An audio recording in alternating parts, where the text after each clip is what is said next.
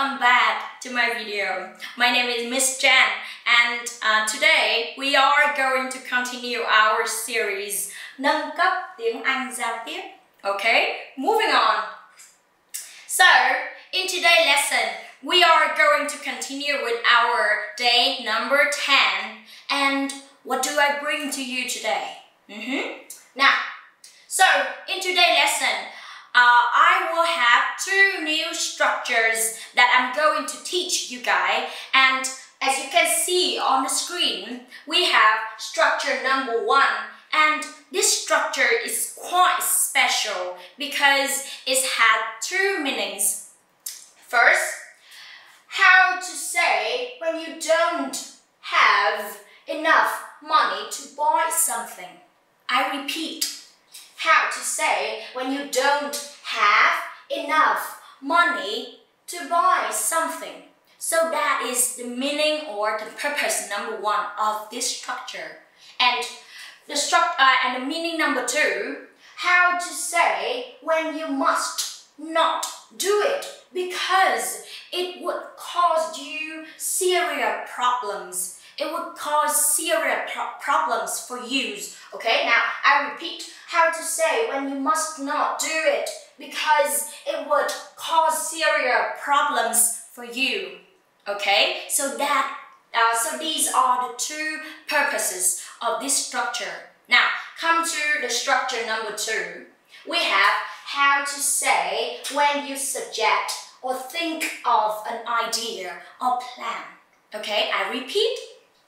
How to say when you suggest or think. Các bạn chú ý cho cô 2 cái động từ này nha.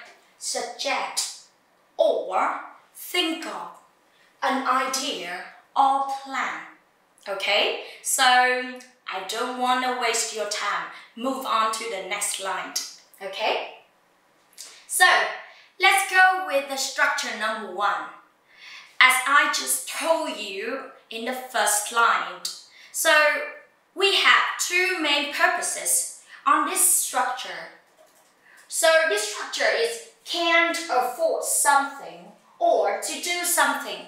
Now, as I just told you, so this structure, so when do we use this structure? Number 1, we use this structure to say when you don't have enough money to buy something, right? For example, this house is really expensive. I can't afford it. I repeat, this house is really expensive. I can't afford it. Thì như các bạn đã nghe cô Trang giảng từ cái slide number 1 thì bạn có thể thấy đối với lại cái cấu trúc này, đúng không ạ?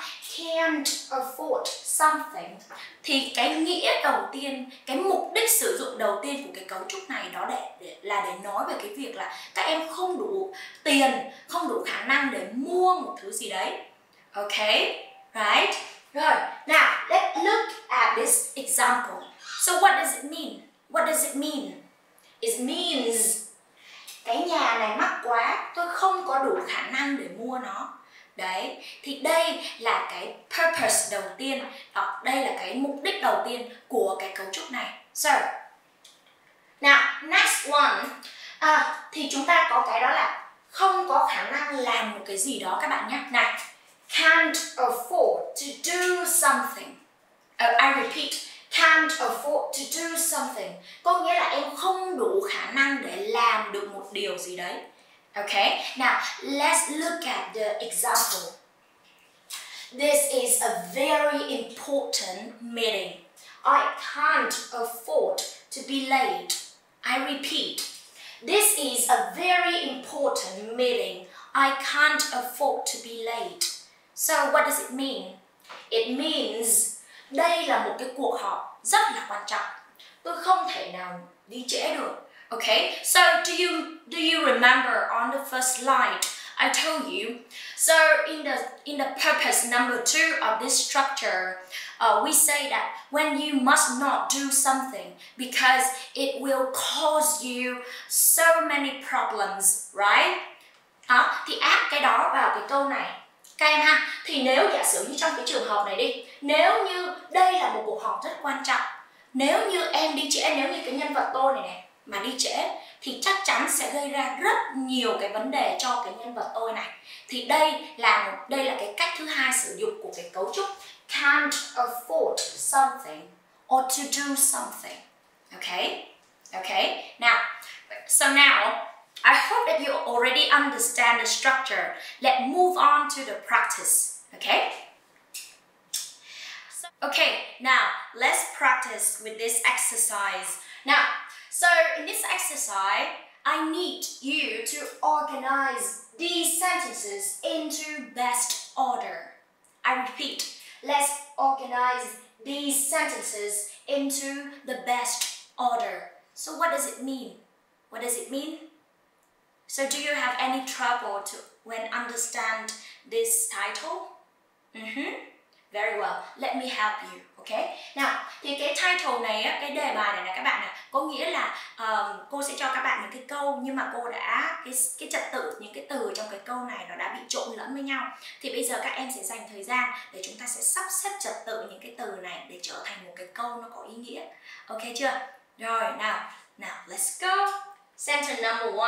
We have. Nào, các bạn ơi, hãy repeat cùng với cô những cái từ này để chúng ta luyện phát âm với nhau nhé các em nhé. This year, we holiday can't afford an overseas. I repeat. Now we repeat together, okay?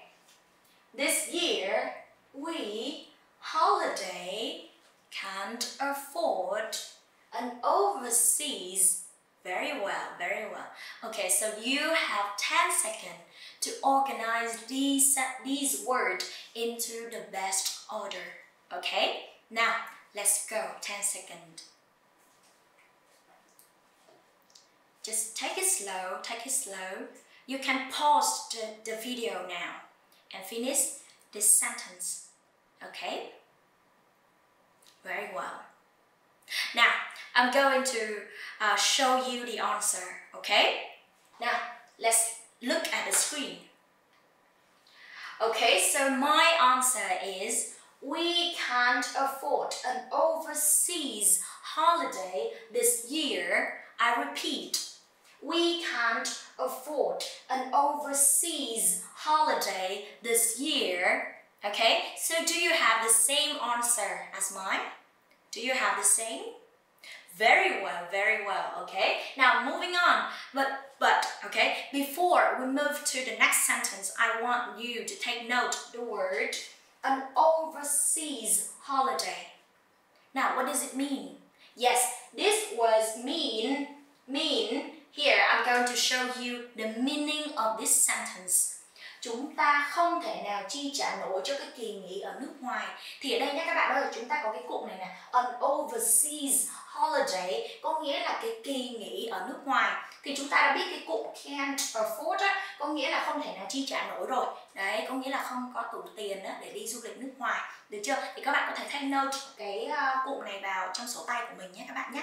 Nào, moving on. Sentence number 2, apartment. Now, repeat after me. Can't I afford at the moment an. Okay? I repeat. Apartment. Can't I afford at the moment an. Now, you have 10 seconds for this sentence. Go. Just take it slow. Take it slow. You don't have to be rushed, okay? Miss Jan is waiting. And time's up, okay? Time's up. You can stop now. Okay, so let's compare your answer to my answer, okay? I can't afford an apartment at the moment. Okay? Nào, again nào, chúng ta cùng đọc lại với nhau nha các em nha. I can't afford an apartment at the moment. So what does it mean? What does it mean? Yes, it means tôi không thể nào mua nổi được một cái căn hộ trong cái thời điểm này, thì đây cũng chính là cái chúng ta sử dụng cấu trúc can't afford để nói về một cái việc mà chúng ta không có đủ điều kiện, không có đủ tiền để mua, đúng không các em? Một thứ gì đấy chúng ta không có đủ tiền và đủ điều kiện để mua nó, được chưa? Rồi thì ở đây cái thứ mà chúng ta không thể đủ điều kiện để mua đó là gì hả? Đúng rồi các em nha, đó là an apartment. Và các bạn lưu ý ở đây chúng ta có cái cụm là at the moment, có nghĩa là trong thời điểm hiện tại, được chưa? Cô nhấn mạnh lại nhé, at the moment có nghĩa là trong thời điểm hiện tại. Các bạn có thể take note vào trong sổ tay của mình nhé. Very well, okay. Now next one. Moving on, we have careful. Các bạn để ý nhé. Okay, so careful. B, can't afford. Take, risk. The, to, and we. Okay, now I repeat. Careful. B, can't afford. Take, risk. The, to, and we. Okay, now 10 seconds. Go. I think this question, this sentence is quite complex. So I think that you can be careful. You can take it slow. You don't have to be rushed. It's okay. It's okay. Miss J is still waiting for you. Are you done? Are you done? Very well. Okay, so time's up. Time's up. So let's compare your answer to my answer. Okay, shall we? Let's go. Oh, we have be careful. Be careful. We can't afford to take the risk. Be careful. We can't afford to take the risk. Okay, remember this sentence is quite complex because it's had too many because the pronunciation of the sound is quite difficult for many Vietnamese learners. So I need you guys to repeat after me. Okay, now let's repeat this sentence with me. Okay, be careful. We can't afford to take the risk. Okay, now what does it mean?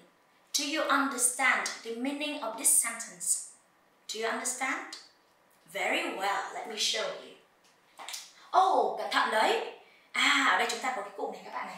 Cẩn thận đấy thì be careful. Cô nghĩ là rất nhiều bạn đã biết cái cụm này rồi đúng không? Cẩn thận đấy. Chúng ta không thể nào liều lĩnh được đâu. Các bạn ơi, hãy lập tức take note vào trong sổ tay của các bạn cái từ này dùng cô nhé. Take the risk. Chúng ta có cái cụm này. The risk là một danh từ nói về cái sự liều lĩnh nha các bạn nha. Take the risk có nghĩa là chúng ta ở đây nha, chúng ta có cụm là we can't afford to take the risk. Chúng ta không thể nào mà liều lĩnh được đâu đấy nhá. Phải cẩn thận, phải cẩn thận. Okay, now let's look at these three sentences again and compare your to mine. Okay, so have you got all correct answers? Have you got all correct? Have you got? Okay, very well, very well. Congratulations. Now, so before we move to the next structure, let's look at this structure again with me together, shall we? So in this structure, we have, now repeat after me, we have can't afford something, which means, yes, you don't have enough money to buy something. You don't have enough money to buy a house, a car, okay? And next one, we have can't afford to do something.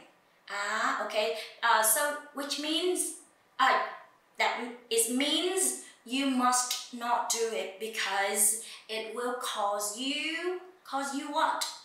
Yes, a lot of problems. Okay?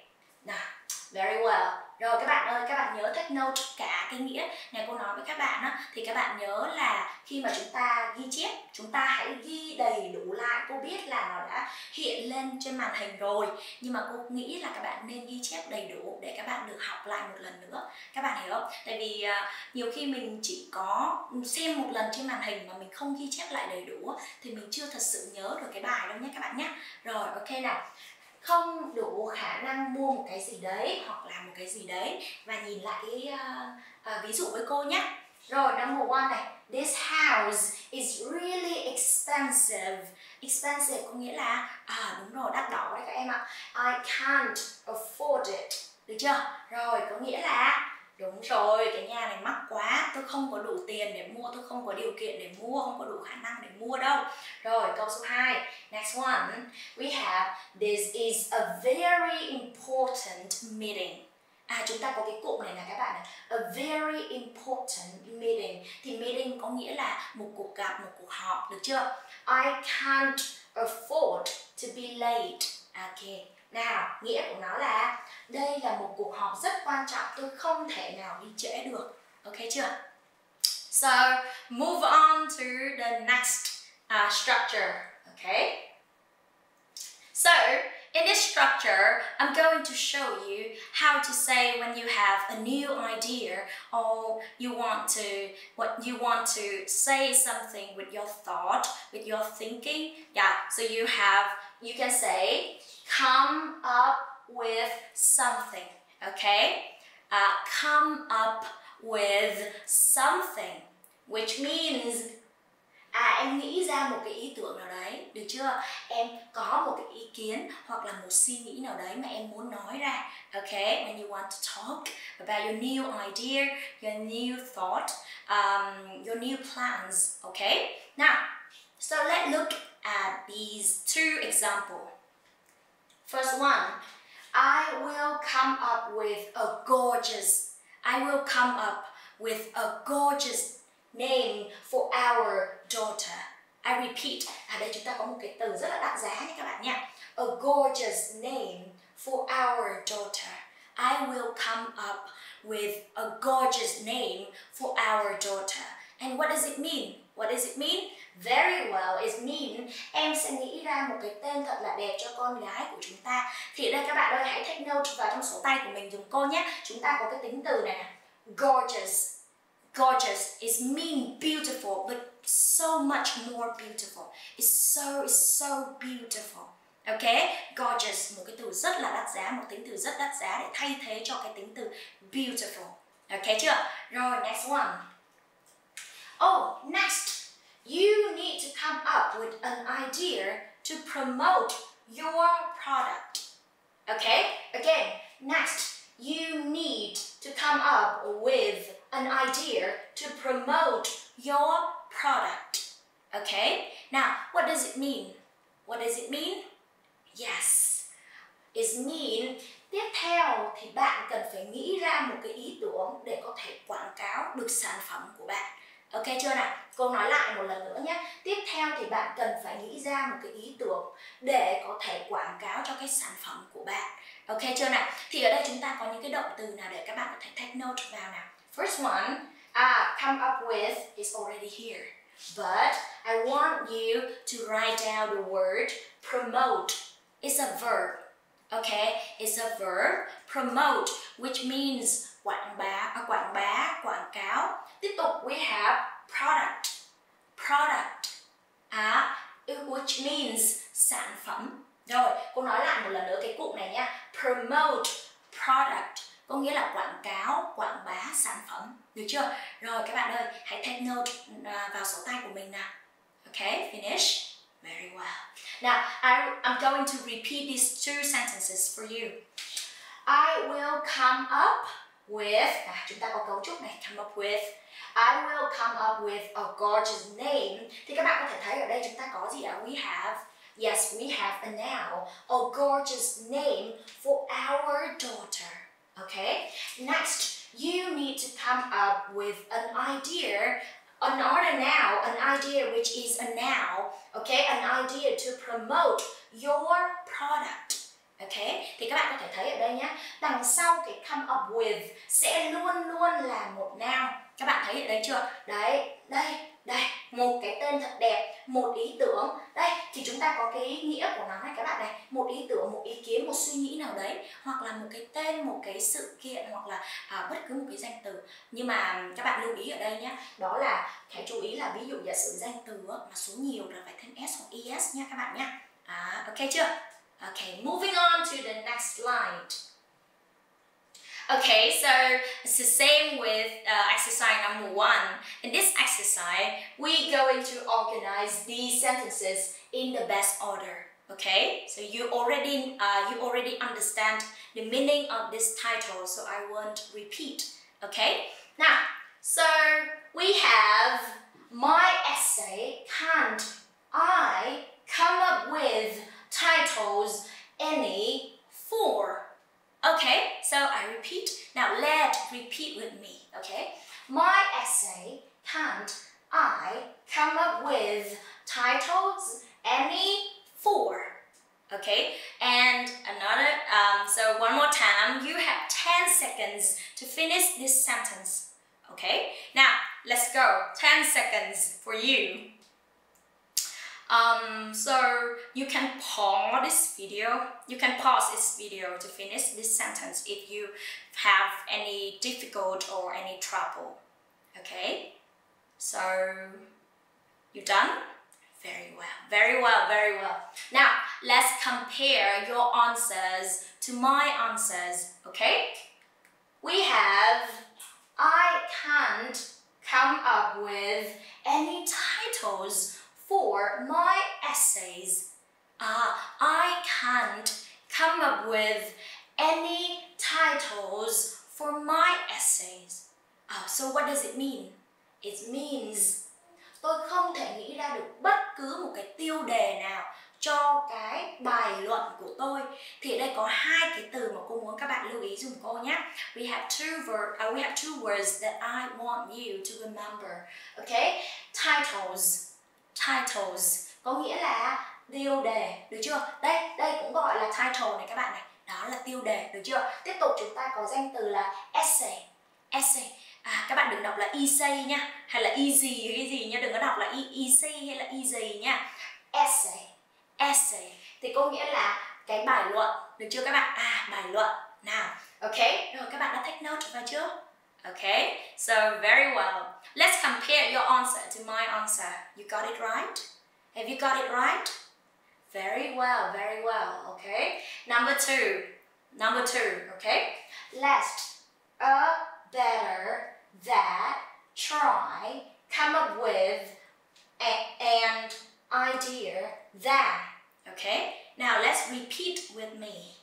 Let's better that try come up with an idea than. Okay, so I'm going to give you another 10 seconds. Okay, let's go. I'm going to wait. You can stop the video now. Are you done? Are you done? Very well. Okay, time's up. Let's compare your answer to my answer. Okay. Now, let's try and come up with a better idea than that. I repeat, let's try and come up with a better idea than that. Có nghĩa là gì nhỉ các bạn nhỉ? Có nghĩa là gì? Đúng rồi, có nghĩa là hãy thử và nghĩ ra những cái ý tưởng tốt hơn cái đó nhé. Hãy thử và nghĩ ra cái ý tưởng tốt hơn cái đó nhé. Đấy, thì ở đây chúng ta có cái động từ này, try, có nghĩa là thử, được chưa? Và tiếp tục chúng ta có cái come up with, thì chúng ta đã biết ngay từ đầu rồi, đây là cái động từ nói về cái việc là nghĩ ra một cái ý tưởng gì đấy, được chưa? Tiếp tục chúng ta có better idea, thì ở đây chúng ta có cái ngữ pháp là gì đấy các bạn? So sánh hơn, a better idea than that, được chưa? Có nghĩa là trước đó đã có một cái ý tưởng nào rồi nhưng mà có vẻ không tốt lắm, thì bây giờ hãy cùng nhau nghĩ ra một cái ý tưởng nó được tốt hơn. Ok chưa nào? Đó, rồi, very good. Now, next one. We have ideas. A lot of realistic, but none of them came up with. Đây chúng ta có này, các bạn lưu ý nha. Came up with, không phải come nữa. It came up with. Now, you have 10 seconds. Let's go. Okay. Just take it slow. You can pause the video. Are you done? Very well. Okay, so time's up. Now, Let's compare again. Let's compare your answer to my answer. He came up with a lot of ideas. Các bạn có để ý cái cách mà khi mà gặp những cái từ mà quan trọng ở trong câu á, thì cô có xu hướng là nâng cái giọng của cô lên á. Các bạn thấy, nghe lại một lần nữa này. He came up with a lot of ideas, but none of them are realistic. Ở đây chúng ta có cái tính từ này các bạn. Are realistic. What does it mean? What does it mean? Okay, I'm going to show you right now. Anh ấy nghĩ ra rất nhiều cái ý tưởng, nhưng mà chẳng có ý tưởng nào trong đó là thực tế cả. Thì các bạn ơi, ở đây chúng ta có tính từ là realistic, which means thực tế. Và ở đây là chúng ta có cái gì? None of có nghĩa là nothing, có nghĩa là không có cái nào cả. None of them are realistic. Có nghĩa là anh ấy nghĩ ra được rất nhiều những cái ý tưởng nhá, nhưng mà chẳng có cái nào trong đấy là hợp lý hoặc là thực tế cả. Ok chưa? Rồi các bạn ơi, hãy nhớ take note lại những cái từ vựng mà từ nãy giờ cô đã nói tới để ghi vào sổ tay của mình nhé các bạn nhé. Now, okay, so finally, let's compare your answer again to my answer once again. Okay, so have you got all correct? Have you got all correct? Very well, congrats again. Now, before we move to the last slide, I just want to confirm again with you, we going to review this structure together, okay? Now, structure number 2, we have come up with something. Come up with something, what does it mean? Yes. Các bạn lưu ý nhé, nó có nghĩa là nghĩ ra một ý tưởng, ý kiến, suy nghĩ nào đấy. Các bạn nhớ là hãy ghi lại cả cái nghĩa tiếng Việt này nhé các bạn nhé. Now, let's look at these examples. Number 1, I will come up with a gorgeous name. A gorgeous name for our daughter. Okay, nào, có nghĩa là em sẽ nghĩ ra một cái tên thật là đẹp cho con gái của chúng ta. Ok chưa? Rồi, number 2, we have next. You need to come up with an idea to promote your product. Okay, and what does it mean? It means tiếp theo thì bạn cần phải nghĩ ra cái ý tưởng để quảng cáo cho cái sản phẩm hoặc là quảng bá cho cái sản phẩm đó của bạn. Ok chưa? Lúc nãy cô Trang chưa nhắc các bạn một điều. Thì cái động từ promote này nè, ngoài cái ý nghĩa mà quảng bá và quảng cáo ra thì nó còn một cái ý nghĩa nữa, đó là làm sao ạ?